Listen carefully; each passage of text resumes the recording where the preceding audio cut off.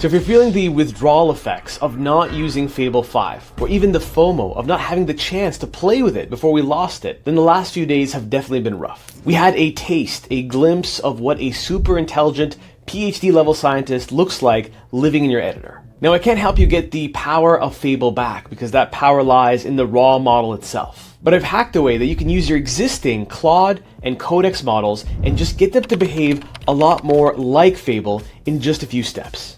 And you can even apply what I'm about to show you to your open source models to get them to be that much more functional. So if you want the second best thing until we get our super intelligence back, then let's dive in. Alright, so the average person doesn't know that the majority of your conversations, whether they're Codex or Claude Code, live in what are called JSONL files on your computer. And they're basically these behemoth files that are full of tool calls, metadata, and within this metadata is a series of gold that you can mine. And this file is one example of one session full of said metadata. You can see right here, these are all my MCP tool calls. But within here, you can also find things like the prompts that you've sent to a model, as well as what the model responded with and how it actually planned out its tasks along with the tool calls it made. So what you can do is have Claude Code parse through all of your conversations to go from something like this to something like this, where you have a full playbook that you can give pretty much any model, whether it's open source or closed source, and have it either injected at the beginning of a session using something like a hook, or you refer to it in the middle of the session to get that model to behave that much more like Fable did. Now, like you would have seen, the majority of that file was pretty much irrelevant to us. And while you could theoretically load hundreds of JSONL files within a conversation, you're going to unnecessarily bloat it with information that doesn't help you at all. So what you can do is, and I'll show you in a second how you can do this in a terminal, is ask Claude Code to build a series of scripts to already preemptively parse through and only distill the information that matters, and take said information and then analyze it for all the behavioral differences between different models. And this process would allow you to go from thousands of lines to only a fraction of that. And that fraction is what we can feed these language models. And the trick here is that all of these files actually tag which model sent which response. So we can filter down something like Opus 4.8 conversations against Fable 5 conversations to see the disparity of how they behaved, what tools they called, how they planned out their sessions, and try to imitate the delta. Now before I hop into the terminal, what if you've barely had a chance to even have conversations with Fable? You'd have no data to actually analyze to begin with. What you could do is go to this link in Hugging Face, and there are a series more like it, where people have actually open sourced their sessions that they've had with Fable 5. So you can go through them and do the exact same exercise, even though it's not your specific information or your specific projects. And no need to screenshot the link. I'll make it available along with a few other things in the second link down below. Now popping into the terminal, I'm going to walk you through the handful of prompts that you can use to get to that synthesis file that you can use however you want. So in this case, we can start off with asking, how many JSONL files do we have from all of our sessions? And I ask us to see, what is the blast radius? How many files do we have in the entire universe of our usage? Now one key caveat here is only a small fraction of those would be Fable 5. So I'm just trying to get a sense for how many so I can then tell it to focus on that specific filter. So in our case, we have close to 3,000 JSONL files across all of our projects. Then once you understand that, you can send a prompt just like this. So you can basically say the bloat in these files is the tool results, the full file contents, and command output that get echoed back into context. Key thing, write me a small Python script, you can name it whatever you want, that takes a Claude Code session file and strips all the lightweight transcripts. So leave me with things like the timestamps, which model it was, what did I ask for, and what did the actual assistant respond with. Now, if you're trying this for the first time, have it just do one specific file so you can make sure that it's the exact format they're expecting. And once it parses through, it will give you this resulting file. You can take a peek at it, and like I said, make sure it's what you're expecting. So in my case, I redacted some information, some personal information, but then it leaves you with the transcript, the back and forth between you and the agent. And you can also add different metadata like all the tool calls, like you can see here. Here are exactly what tools it executed in what order. You can see this is the assistant and that specific model. So you can easily then go to the next step, which is parse the model-based conversations that matter. So then you can send a prompt like this, where we basically tell it that every single conversation has this artifact that's called message model, which we just saw right now. Pull every turn that came from Claude Fable 5, the exact model name,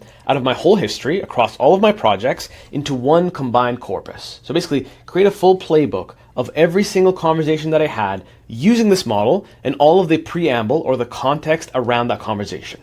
And on top of that, you can ask it to do some synthesis. So I say, give me the behavioral patterns as real measured numbers, not just impressions. So something that is tangible versus just an intangible, objective look at the quality of the conversation. Now, since we created a sample script before, it's way faster to go from that point to this point where we have that completed file that has all the artifacts across all 10,000 records.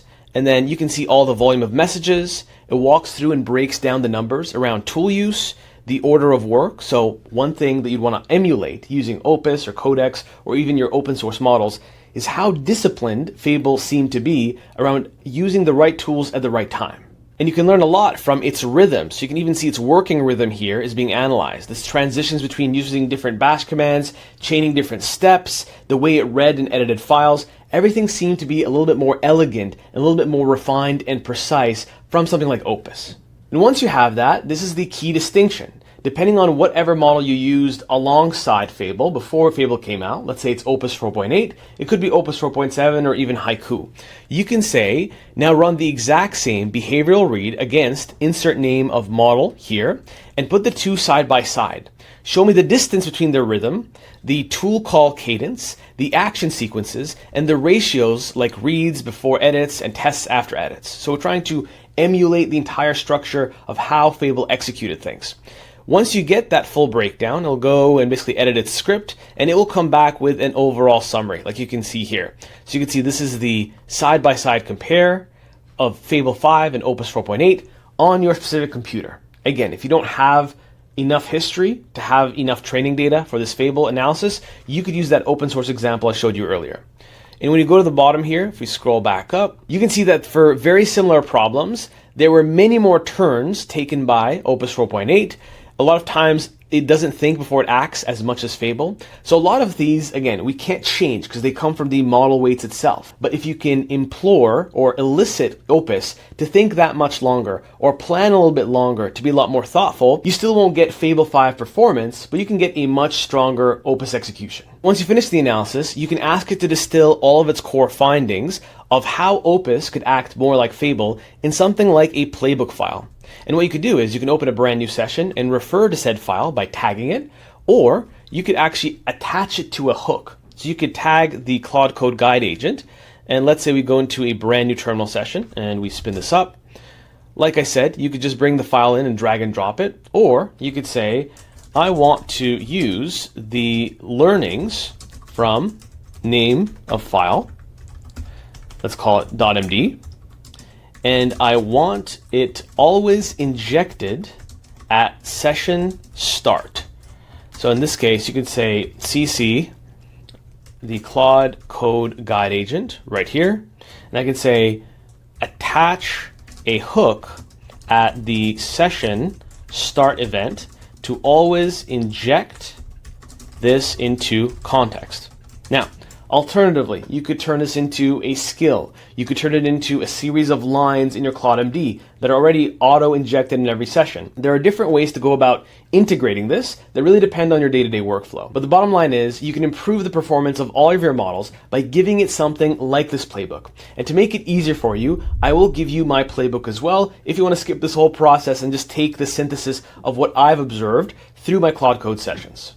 And that's pretty much it. So we can't clone the power of Fable 5, but you can do a few things to at least improve the models that you currently have in the meantime while we wait for all this to play out. Like I said before, you'll be able to find all the prompts I walked you through along with that link to that open source dataset, along with that little guide I showed you right now in the second link down below. And if you always want to be on the front foot with things like Claude Code and Codex and agentic workflows in general, then check out the first link down below for my early AI adopters community.